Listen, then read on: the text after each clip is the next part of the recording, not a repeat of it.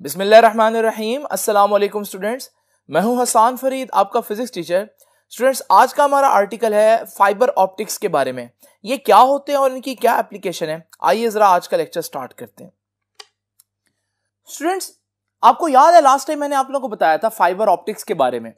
Fibre optics आसान अल्फाज में अगर बताऊं तो ये ऐसे फाइबर्स, ऐसे धागे होते हैं बहुत बारीक, कि जिनके एक एंड पर अगर लाइट हम एंटर करें तो without any loss of intensity light दूसरे एंड से एग्जिट करती है। यानी कि अगर एक सिग्नल फाइबर ऑप्टिक्स में से ट्रेवल कर रहा है तो उसका लॉस बहुत कम होगा। लेकिन स्टूडेंट्स, आप लोगों ने एक बात सोची होगी कि ये ऑप्टिकल फाइबर में अगर आप लाइट एंटर करते हैं और ये शीशे से बना हुआ धागा है तो ये लाइट बाहर क्यों नहीं निकल जाती, वापस ऑप्टिकल फाइबर के अंदर ही क्यों रहती है और जिगजैग मूव करती रहती है लेकिन बाहर नहीं निकलती। वो कौन सा प्रोसेस है जो ऑप्टिकल फाइबर के अंदर लाइट को कैद रखता है? स्टूडेंट्स, वो प्रोसेस जो ऑप्टिकल फाइबर के अंदर लाइट को कैद रखता है, उसको बाहर जाने से रोकता है, वो प्रोसेस है टोटल इंटरनल रिफ्लेक्शन। लेकिन इस प्रोसेस को समझने से पहले आइए हम पहले रिफ्रैक्शन को देखते हैं। स्टूडेंट्स, रिफ्रैक्शन क्या था?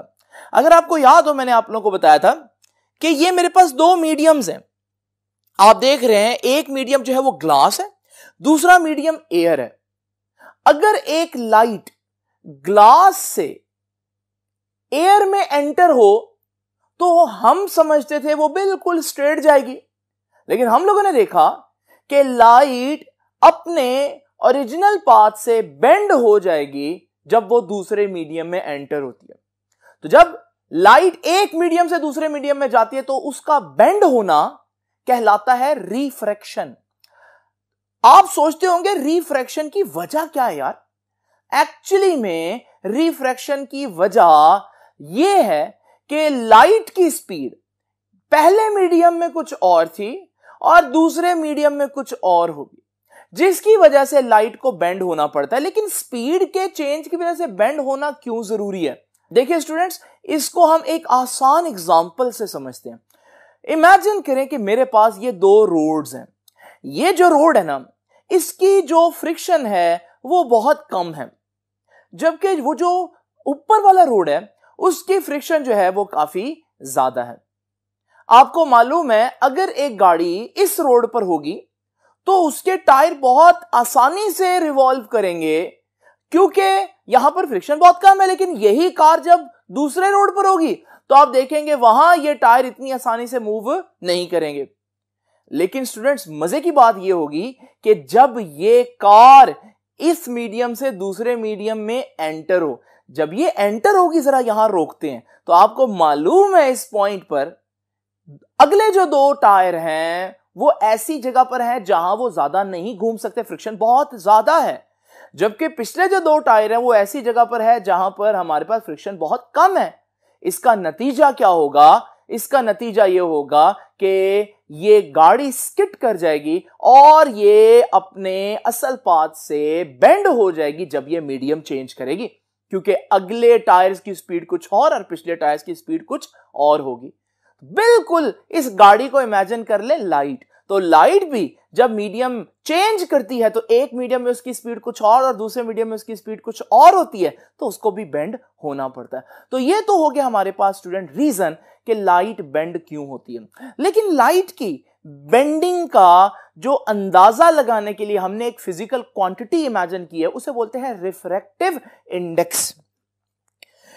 इसको इंडेक्स ऑफ रिफ्रैक्शन भी कहते हैं, लेकिन बहरहाल आपकी बुक इसको कहेगी रिफ्रैक्टिव इंडेक्स। इसको एन से रिप्रेजेंट करते हैं। रिफ्रैक्टिव इंडेक्स क्या बताती है? रिफ्रैक्टिव इंडेक्स बताता है कि अमाउंट ऑफ बेंडिंग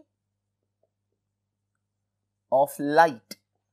आसान अल्फाज में, अगर किसी मीडियम का रिफ्रैक्टिव इंडेक्स ज्यादा तो लाइट जब उसमें एंटर होगी तो हमारे पास वो बहुत ज्यादा बेंड होगी, और अगर किसी मीडियम का रिफ्रैक्टिव इंडेक्स कम तो फिर हमारे पास जब लाइट एंटर होगी तो वो इतना ज्यादा बेंड नहीं होगी। तो ये है कॉन्सेप्ट रिफ्रैक्टिव इंडेक्स का।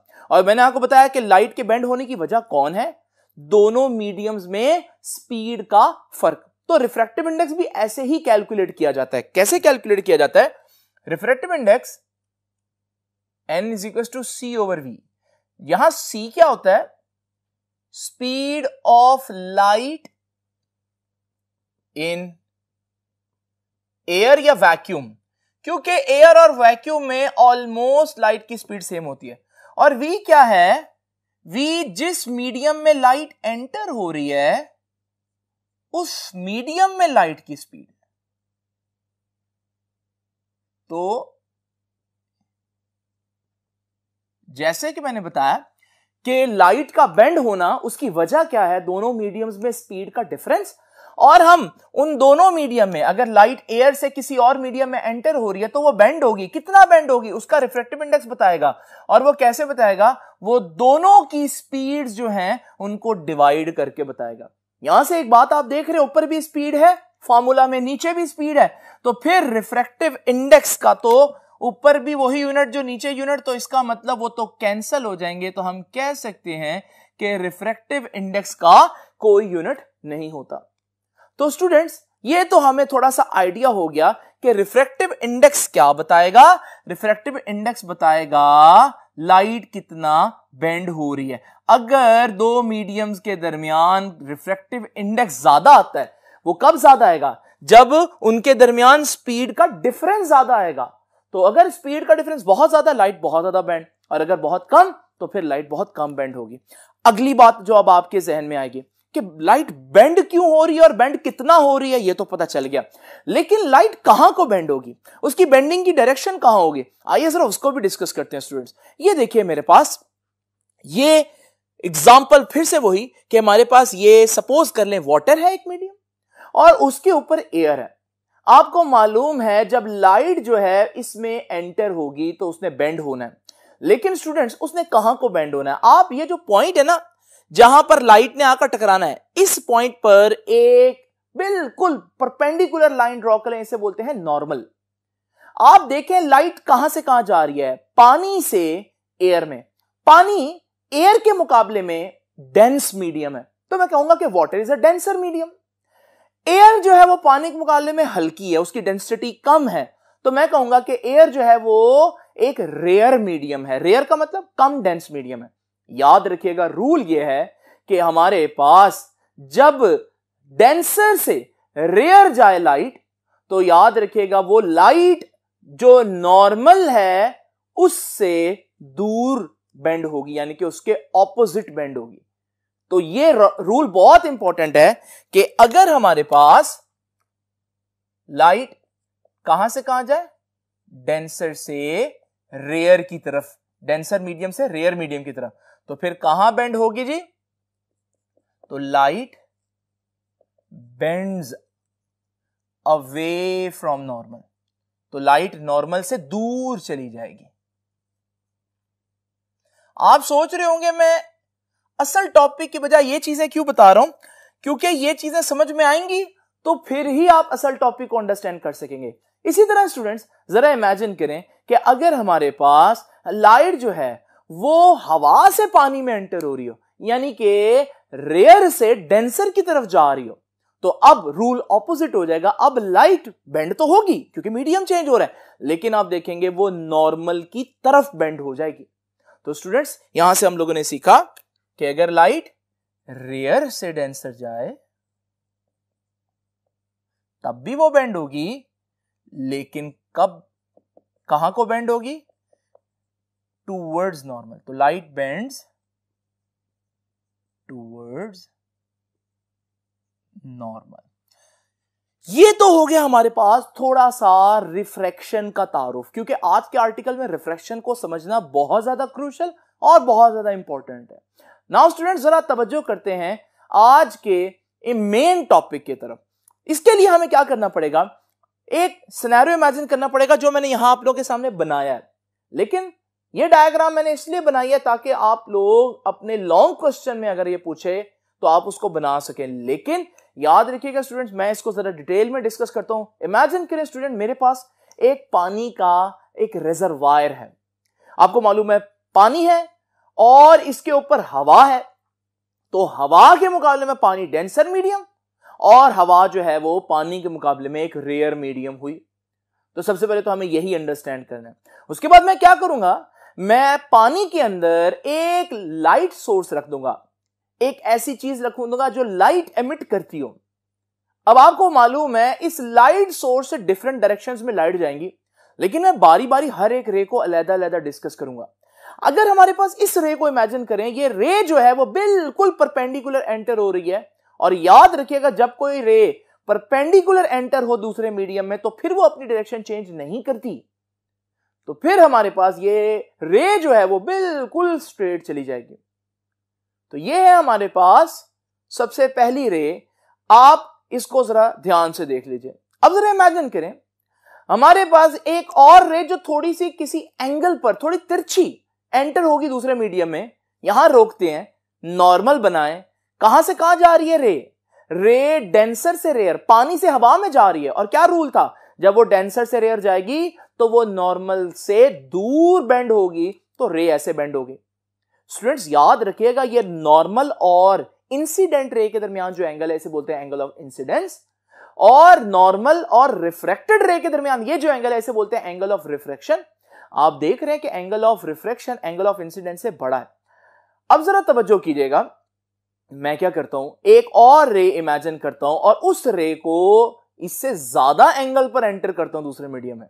आपको मालूम है ये अब ज्यादा एंगल पर जा रही है। देखें, इस एंगल ऑफ इंसिडेंस को इस एंगल ऑफ इंसिडेंस से कंपेयर करें तो आपको पता चलेगा कि हमारे पास ये ज्यादा एंगल पर एंटर हो रही दूसरे मीडियम में। अब इसने बेंड तो होना है, तो ये बेंड भी ज्यादा होगी। तो जब आप देखेंगे ये दूसरे मीडियम में एंटर होगी, बेंड होगी, तो आप इस एंगल ऑफ रिफ्रैक्शन को पिछले एंगल ऑफ रिफ्रैक्शन से देखें तो ये एंगल ऑफ रिफ्रैक्शन बड़ा है। नाउ स्टूडेंट्स, आप इसी तरह से मजीद एंगल ऑफ इंसिडेंस बढ़ाएं, एक और रे लें, उसका एंगल ऑफ इंसिडेंस ज्यादा है और इसका फिर एंगल ऑफ रिफ्रैक्शन भी ज्यादा होगा, लाइट और ज्यादा बेंड होगी। अगर स्टूडेंट्स आप इसी चीज को बढ़ाते रहें तो आप सोचें एक वक्त ऐसा आएगा जिसमें जब ये लाइट इधर जाकर टकराएगी तो उस लाइट ने मजीद बेंड होना, तो वो जो बेंड होकर सरफेस के पैरेलल नहीं हो जाएगी। यहां पर हम देख रहे हैं कि लाइट जो है वो बिल्कुल पैरेलल हो गई है, तो एंगल ऑफ रिफ्रैक्शन कितना बनेगा? 90 डिग्री। ये एंगल ऑफ रिफ्रैक्शन बड़ा स्पेशल है। याद रखिएगा, इस वक्त एंगल ऑफ इंसिडेंस जो है ना वो ऐसा है कि वो एंगल ऑफ रिफ्रैक्शन को 90 डिग्री बना रहा है, तो ऐसा एंगल ऑफ इंसिडेंस कहलाता है क्रिटिकल एंगल। तो स्टूडेंट्स ये बहुत इंपॉर्टेंट बात है कि what is critical angle. Critical angle वो एंगल है, वो एंगल ऑफ इंसिडेंस है जिसका एंगल ऑफ रिफ्रैक्शन कितना होता है? 90 डिग्री। तो यहां तक तो मैं क्रिटिकल एंगल की डेफिनेशन लिख देता हूं।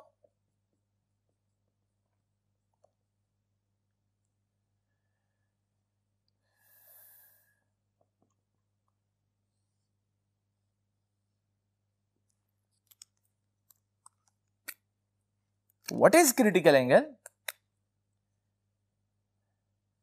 That angle of incidence, ये वो एंगल ऑफ इंसिडेंस होता है whose angle of refraction is 90 degree. याद रखिएगा क्रिटिकल एंगल का सिंबल C है। तो स्टूडेंट्स ये तो हो गया हमारे पास क्रिटिकल एंगल। अब जो मैंने आप लोगों को अभी तक बताया, अगर उसको हम सम अप करें तो आप देखेंगे इस पॉइंट पर लाइट ने मीडियम चेंज किया और बेंड हुई, मतलब रिफ्रैक्शन हुई। इस पॉइंट पर लाइट ने मीडियम चेंज किया और बेंड हो गई, रिफ्रैक्शन हुई। इस पॉइंट पर भी आप देख रहे हैं कि रिफ्रैक्शन हुई। और अगर हम देखें तो लाइट मुसलसल बेंड हो रही है। अगर स्टूडेंट्स मैं एक और लाइट इमेजिन करूं और वो लाइट पिछलों से ज्यादा एंगल ऑफ इंसिडेंस बनाएगी, अब उसने जब यहां पर टकराना है तो उसने और बेंड होना है। अगर आप पिछली रे देखें तो वो बेंड होते होते पैरेलल हो चुकी है मीडियम के, तो इसने अगर मजीद बेंड होना है तो मजीद बेंड होकर तो स्टूडेंट्स ये तो इसी मीडियम में वापस नहीं आ जाएगी। और स्टूडेंट्स आपको याद है जब हमारे पास एक रे वापस उसी मीडियम में आ जाए टकराने के बाद, तो उसे रिफ्रैक्शन नहीं बल्कि रिफ्लेक्शन कहते हैं। तो आपने देखा यहां पर क्या हुआ, यहां पर हमारे पास रिफ्लेक्शन हो गया, इसे बोलते हैं टोटल इंटरनल रिफ्लेक्शन। और आपने देखा शुरू में रिफ्रैक्शन हो रहा था, किसी खास पॉइंट पर आकर टोटल इंटरनल रिफ्लेक्शन हुई है। वो पॉइंट कौन सा है? स्टूडेंट्स, आपने नोट किया होगा कि जब आपका angle of incidence critical angle से बड़ा हो गया ना, तब टोटल इंटरनल रिफ्लेक्शन होगी। फिर रे ने दूसरी मीडियम में जाने की बजाय वापस उसी मीडियम में आना पसंद किया। लेकिन उससे पहले आप देख रहे हैं कि हमारे पास जब तक angle of incidence critical angle से छोटा रहा तो टोटल इंटरनल रिफ्लेक्शन नहीं हुई। तो टोटल इंटरनल रिफ्लेक्शन की डेफिनेशन क्या हो गई फिर?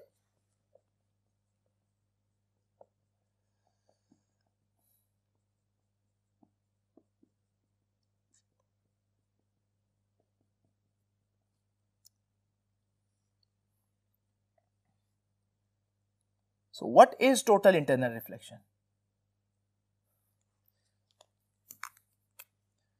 When a light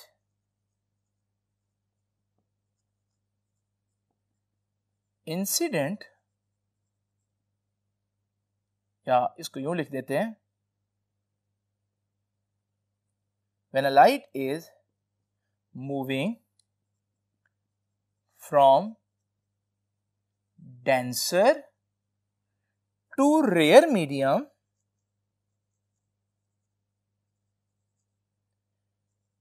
at an angle greater than critical angle, उस मीडियम के क्रिटिकल एंगल से ज्यादा एंगल पर एंटर हो, देन वो क्या करेगी, बजाय दूसरे मीडियम में जाने की, then it reflect back into the same medium। तो बजाय वो दूसरे मीडियम में एंटर होने के वापस उसी मीडियम में पलट जाएगी। इसे हम बोलते हैं टोटल इंटरनल रिफ्लेक्शन। दो कंडीशंस मैं डेफिनेशन के अंदर लिख चुका हूं कि एक तो लाइट कहां से कहां जा रही हो, डेंसर से रेयर। अगर लाइट रेयर से डेंसर जा रही है तो टोटल इंटरनल रिफ्लेक्शन नहीं होगा।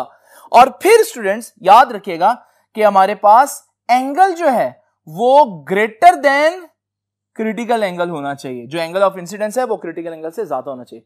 स्टूडेंट्स, ये है वो डायग्राम जो मैं अभी आप लोगों को समझा रहा था, और ये मैंने आप लोगों के सामने बना दिया। ये रे भी स्ट्रेट निकल गई है, ये बेंड हुई है लेकिन दूसरे मीडियम में चली गई, ये भी दूसरे मीडियम में चली गई, ये इतना बेंड हो गई कि पैरेलल हो गई, एंगल ऑफ रिफ्लेक्शन 90 डिग्री हो गया। तो उस वक्त ये जो एंगल ऑफ इंसिडेंस है, पहले मैं एंगल ऑफ इंसिडेंस कह रहा हूं लेकिन अब मैं इस एंगल ऑफ इंसिडेंस को क्रिटिकल एंगल कहूंगा। और अगर आप लाइट को आप और ज्यादा बेंड कर दें, क्रिटिकल एंगल से भी ज्यादा बेंड कर दें, तो फिर लाइट वापस आ जाएगी। ये है सारा कॉन्सेप्ट, इसे हम बोलते हैं टोटल इंटरनल रिफ्लेक्शन। और सबसे जबरदस्त बात, अगर आप किसी बड़ी सी रोड पर जहां आप दूर तक देख सकते हो जा रहे हो, तो आपको एक ऐसा इल्यूजन होता है जैसे सामने पानी गिरा हुआ है, और जब आप वहां पहुंचते हैं तो वहां कुछ भी नहीं होता। ये भी हमारे पास सिर्फ टोटल इंटरनल रिफ्लेक्शन की वजह से होता है। और भी बहुत से ऐसी एप्लीकेशंस है जो मैं आपको बता सकता हूं, लेकिन फिलहाल हम यहीं तक रहते हैं। अब हम जरा डिस्कस करते हैं कि देखिए टोटल इंटरनल रिफ्लेक्शन की कितनी कंडीशंस हैं। दो, एक तो रे कहां से कहां जा रही होनी चाहिए, डेंसर से रेयर, और दूसरी रे किसी भी एंगल पर नहीं बल्कि क्रिटिकल एंगल से ज्यादा पर टकरा रही होनी चाहिए। लेकिन स्टूडेंट्स, मसला यह है कि क्रिटिकल एंगल कैसे निकालें। अगर आपको रिफ्रैक्टिव इंडेक्स आता है ना मीडियम का, तो क्रिटिकल एंगल आसानी से निकाला जा सकता है। अब मैं आपको बताता हूं क्रिटिकल एंगल कैसे फाइंड आउट करना है। तो derivation of critical angle, critical angle कैसे फाइंड आउट करते हैं, उसके लिए आपको सबसे पहले स्नेल्स लॉ का पता होना चाहिए। अब ये स्नेल्स लॉ क्या होता है जी, अभी इसके हम डिटेल में नहीं जाएंगे, बस मैं आपको वो फॉर्मूला बताता हूं। स्नेल्स ने बोला जब लाइट एक मीडियम से दूसरे मीडियम में जाती है, सपोज करें मैं इस मीडियम को 1 कह देता हूं, और इस मीडियम को 2 कह देता हूं। तो लाइट कहां से कहां जा रही है, वाटर से एयर या मीडियम 1 से मीडियम 2। स्नेल्स लॉ कहता है कि इस मीडियम का रिफ्रैक्टिव इंडेक्स n1 और इस मीडियम में जो एंगल बन रहा है साइन थीटा 1 कह देता हूं, उसका साइन बराबर होगा दूसरे मीडियम का रिफ्रैक्टिव इंडेक्स n2 और दूसरे मीडियम में जब लाइट निकलेगी तो जो एंगल बनाएगी तो साइन थीटा 2। तो ये है हमारे पास स्नेल्स लॉ की सबसे जनरल फॉर्म। याद रखिएगा ये क्या है, स्नेल्स लॉ। अच्छा स्टूडेंट्स, मैं स्नेल्स लॉ को अप्लाई करता हूं। क्या क्या करना है मैंने, बेसिकली मुझे क्रिटिकल एंगल फाइंड आउट करना है। और अगर मुझे क्रिटिकल एंगल फाइंड आउट करना है, मैं ये वाली सिचुएशन, ये वाली सिचुएशन, ये वाली सिचुएशन नहीं लूंगा, बल्कि मैं तो ये वाली सिचुएशन लूंगा जिसमें क्रिटिकल एंगल बन रहा है।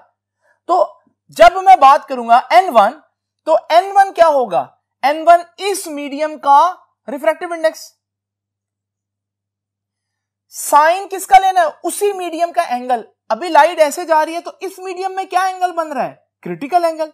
तो साइन ले लूंगा क्रिटिकल एंगल का, इज इक्वल टू दूसरे मीडियम का रिफ्रैक्टिव इंडेक्स n2 और दूसरे मीडियम में जो एंगल बन रहा है, इधर अगर क्रिटिकल एंगल बन रहा है तो इधर 90 डिग्री बन रहा होगा, तो साइन 90। नाउ स्टूडेंट्स, साइन 90 तो सबको मालूम है 1 होता है। तो हमारे पास क्योंकि साइन 90 1 है, तो फिर यहां पर क्या रह गया, n1 sine of critical angle is equal to n2, क्योंकि साइन 90 1 हो गया। तो यहां से साइन ऑफ क्रिटिकल एंगल किसके बराबर आया, n2, और ये n1 इधर मल्टीप्लाई हो रहा है, उधर जाकर डिवाइड हो जाएगा। ये है क्रिटिकल एंगल को फाइंड आउट करने का तरीका। और स्टूडेंट्स जरा तवज्जो से देखिए, बड़ी मजे की बात है, वो ये कि n2 क्या है, दूसरे मीडियम का रिफ्रैक्टिव इंडेक्स। यहां दूसरा मीडियम एयर है और एयर का रिफ्रैक्टिव इंडेक्स याद रखिएगा 1 होता है। अगर दूसरा मीडियम एयर हो तो फिर यहां n2 यानी n2 तो कह सकते हो n एयर है और एयर का रिफ्रैक्टिव इंडेक्स तो 1 होता है। तो अगर यहां 1 आ जाए, ये फॉर्मूला और सिंप्लीफाई हो जाएगा और ये बन जाएगा sine of critical angle is equal to 1, क्योंकि n2 की जगह तो 1 बन जाएगा, 1 ओवर n1। ये और ज्यादा सिंपल फॉर्मूला हमारे पास है और ये फॉर्मूला हमें क्या बता रहा है कि अगर आप क्रिटिकल एंगल किसी भी मीडियम का फाइंड आउट करना चाहते हैं तो आपको सिर्फ उस मीडियम का क्या मालूम हो, रिफ्रैक्टिव इंडेक्स मालूम हो। तो याद रखिएगा, अगर मैं ग्लास का क्रिटिकल एंगल फाइंड आउट करना चाहता हूं तो यहां पर ग्लास का रिफ्रैक्टिव इंडेक्स पुट करूंगा। अगर मैं वाटर का क्रिटिकल एंगल फाइंड आउट करना चाहता हूं तो वाटर का रिफ्रैक्टिव इंडेक्स। अगर डायमंड का क्रिटिकल एंगल फाइंड आउट करना चाहता हूं तो डायमंड का रिफ्रैक्टिव इंडेक्स। और रिफ्रैक्टिव इंडेक्स एक ऐसी चीज है जो मुझे आसानी से मालूम होती है। तो अगर मैं किसी मीडियम का रिफ्रैक्टिव इंडेक्स जानता हूं तो उसका क्रिटिकल एंगल जानना बहुत आसान है, जस्ट आपने ये फॉर्मूला अप्लाई कर देना है। तो मैं एक एग्जांपल भी आप लोगों के सामने करता हूं ताकि आप लोगों को इसको सॉल्व करना आए। तो स्टूडेंट्स देखते हैं वो एग्जांपल क्या है। तो स्टूडेंट्स अभी मैं क्रिटिकल एंगल डिस्कस करूंगा, फाइंड आउट करूंगा फॉर ग्लास एयर बाउंड्री। इसी के लिए क्यों कर रहा हूं वो भी आप लोगों को अभी समझ में आ जाएगी। लेकिन स्टूडेंट्स इससे पहले कि मैं आप लोगों से ये डिस्कस करूं, दो बहुत इंपॉर्टेंट बातें जो मुझे आप लोगों को बतानी है। देखिए स्टूडेंट्स, सबसे पहली जो बात है वो ये है कि आप देख रहे हैं कि मैंने जो डायग्राम आप लोगों के सामने बनाई है वो कुछ इस तरह से है। हर एक रे को मैंने अलग-अलग डिस्कस किया है, लेकिन आप देखेंगे आपकी बुक के ऊपर ये डायग्राम नहीं, बल्कि आपकी बुक के ऊपर कुछ इस तरह से डायग्राम बनी हुई है। ये डायग्राम कैसे कंस्ट्रक्ट करनी है ये भी सुन लीजिए। इस डायग्राम में वो बेसिकली क्या कर रहा है कि एक रे को उसने इमेजिन किया और आप लोगों को दिखाया कि ये रे जो है वो बेंड होकर दूसरे मीडियम में चली गई। अब वो इसकी पिक्चर यहां पर एज इट इज रखेगा और इस रे को थोड़े से ज्यादा एंगल पर एंटर करेगा और फिर जो हमारे पास बेंडिंग होगी उसको भी वहां पर रखेगा और फिर वो आपको क्रिटिकल एंगल से ज्यादा एंगल पर एंटर करके दिखाएगा और ग्रीन लाइन में उसको भी शो कर देगा। ये वो डायग्राम है जो आपकी बुक ने बनाई और इसी डायग्राम का सिर्फ ये वाला हिस्सा जो है ग्रीन वाला, जो क्रिटिकल एंगल से ज्यादा एंगल पर रे एंटर हो रही है, वो नीचे भी उसने एक दफा फिर से बनाकर दिखाई है। तो स्टूडेंट्स बेसिकली ये डायग्राम जो है जो मैंने बनाई है ये क्योंकि आप लोगों ने 10th में भी पढ़ी हुई है और ये ज्यादा आसान है बच्चों की अंडरस्टैंडिंग के लिए, इसलिए मैंने ये वाली डायग्राम बनाई। दूसरी बात स्टूडेंट्स, एक चीज जो मुझे लगता है कि आप लोगों को बतानी चाहिए वो ये है कि जब मैं कहता हूं ना ग्लास का रिफ्रैक्टिव इंडेक्स, याद रखिएगा रिफ्रैक्टिव इंडेक्स ग्लास का नहीं होता।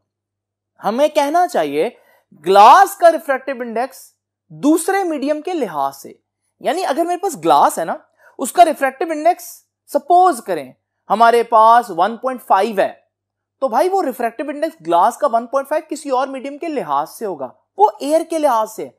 अगर मैं कहता हूं वाटर का रिफ्रैक्टिव इंडेक्स 1.33 है, तो ये वाटर का रिफ्रैक्टिव इंडेक्स एयर के लिहाज से, क्योंकि जब भी रिफ्रैक्शन होगी एक मीडियम नहीं बल्कि दो मीडियम होंगे।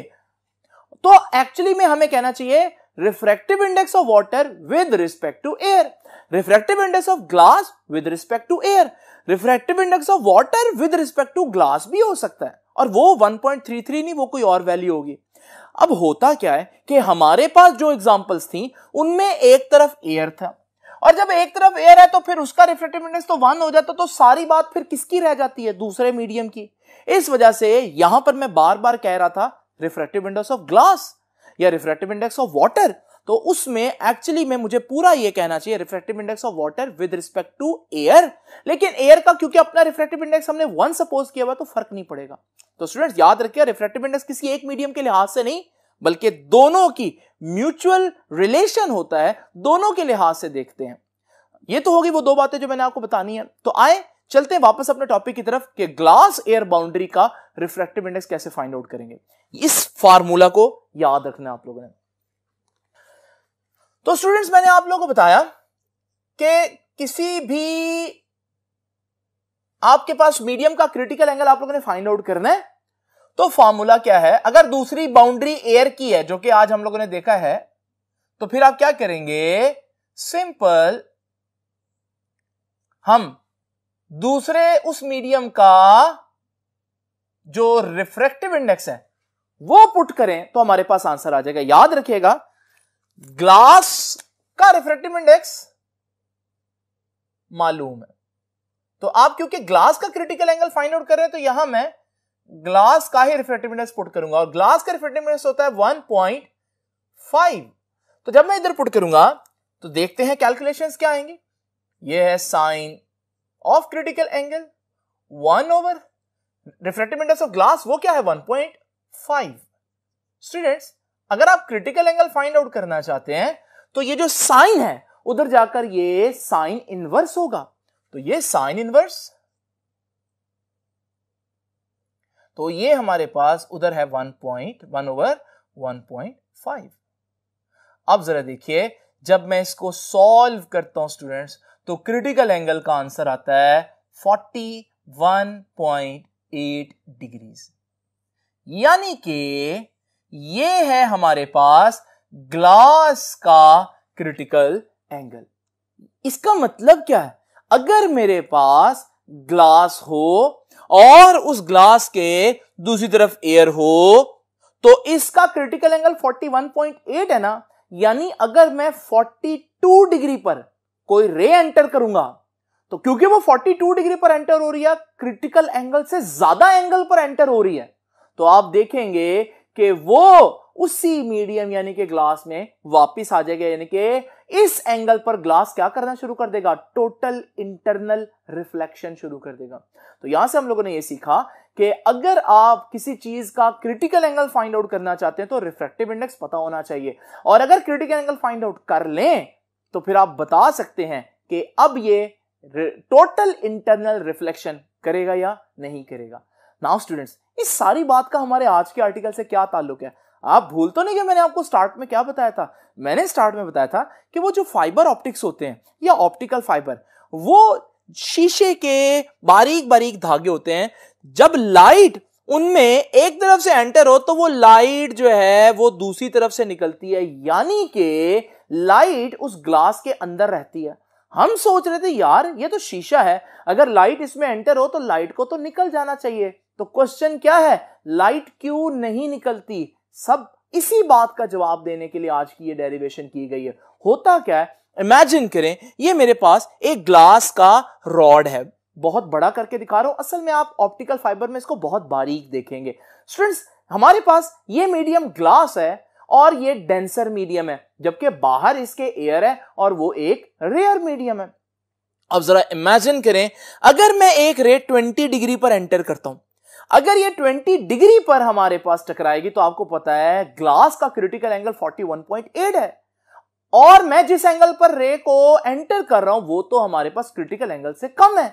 तो आप देखेंगे यहां रिफ्रैक्शन हो जाएगी और ये रे निकल जाएगी। अगर मैं यहां पर 30 डिग्री करूं तो आप देखेंगे ये रे भी निकल जाएगी, और अगर मैं 40 करूं तो भी निकल जाएगी।